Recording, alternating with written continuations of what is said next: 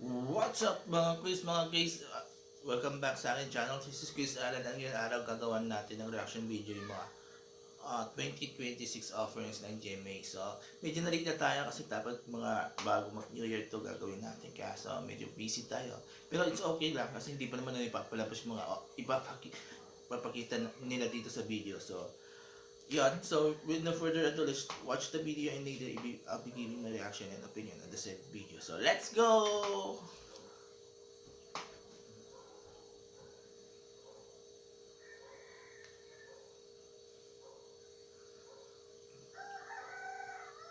2026, taon pa rin natin ito. Aangat ang galing natin. Sigurado yung mga Master bata Cutter. natin. Zero noise, zero mistake. Taon natin to. Magkakampi tayo sa bawat laban. Never say die. Taon natin to. Sabay-sabay sa sukses ang Secrets of Hotel 88. Hindi kita pababayaan. Nahanap ko naman na po si Ate Vanessa. Pabay sa dugo. Meron na akong pamilya.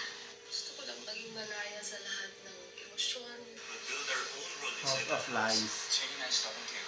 Ang swerte ko na rin. Single ka, Edward. Salamat po sa inyong lahat sa musika ng pagmamahal ng pamilya ko, ng mga kaibigan ko. Hasta, Mary. Kuya F. Hastanar, Iwaran, Han. Ibo libre! Mga sangre!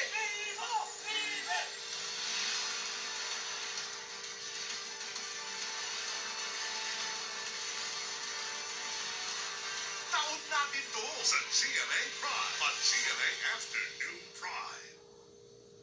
Turn into a walking sword. Okay, dahil ko napanood natin yung mixing video ng GMA. So hindi sila gumawa ng medyo mahabang video na kung saan pinapakitin ipo pong offering nila. So para sa news, para sa current affairs, para sa movie or whatsoever. Pero yan. So nakatutok lang sila doon sa mga offerings nila for the first quarter.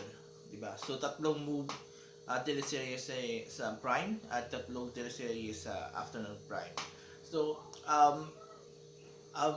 iba-iba yung offering nila sa prime time.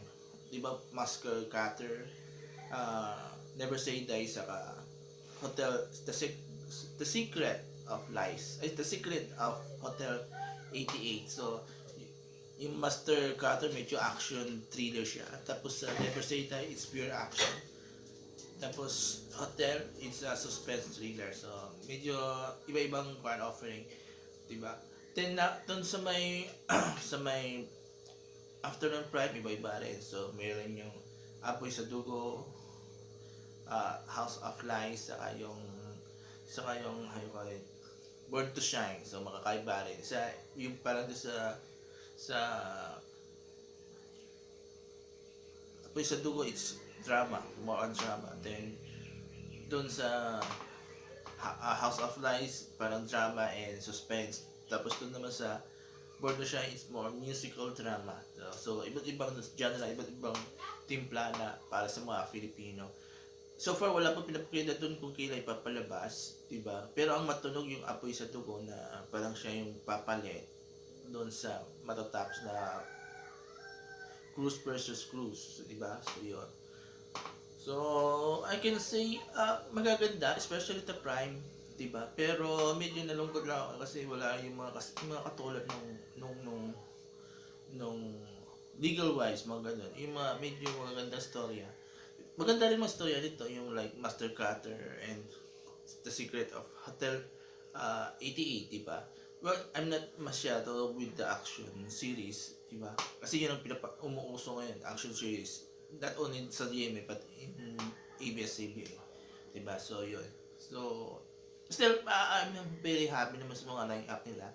Hopefully, sa mga future na line-up nila, mas magaganda pa. And we will see mga another MK or Maria Clara at Ibarra or Pulang Araw or Legal Wives, di ba? Ganon. Or mga mala Trishman's Daughter or My Husband's Lover, di ba? Yun ang hinahanap ko ngayon eh. Yung mga ganong klaseng series pero wala eh. Diba? So, no, ang nauso medyo on the suspense thriller and some actions. But nonetheless, it's a very good line-up for GMA and hopefully, maging successful sila sa ratings, diba? Lalo ba't bumalik na ang ABS-CBN sa TV, diba? Via OTV. So, hopefully, mayroong magandang kalaban ng GMA sa when it comes to ratings, TV ratings. Kasi yung TV5 medyo hindi ganun kalakas na kalaban ng GMA when it comes on TV. Free TV free TV. So, there you go. So, I'm excited for this series. Diba? Ang pinakaabangan ko ay yung Secret of Hotel 88 kasi medyo baguhang artist na yan and tingnan natin kung ano yung may storyline yan. So, I have no idea kung collab yan ng GMA sa ng ABS pero yun, mukhang maganda.